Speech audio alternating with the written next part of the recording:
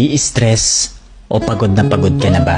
Gusto ko lang ipaalala sa'yo na kahit gaano ka ka-stress ngayon, wag na wag kang sumuko sa mga pangarap mo. Kailangan mong tandaan parati na magtiwala ka sa progress na nangyayari sa buhay mo. Kahit alam ko na minsan sobrang hirap at sobrang nakakapagod na din talaga.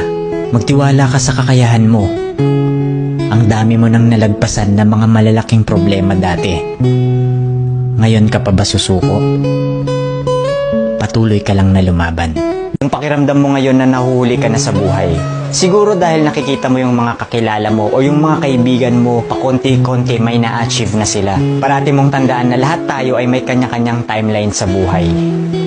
Hindi ka nahuhuli at hindi ka rin naman nauuna. Kung nasaan ka man ngayon sa buhay mo, yan ang lesson at experience na kailangan mong pagdaanan ngayon. Lahat tayo ay may sariling kwento sa buhay na makaka-inspire ng ibang tao. Sarili mong kwento yan. Kaya make sure na sulitin mo ang bawat moment at gawin mong fulfilling ang kwento mo kahit anong mangyari.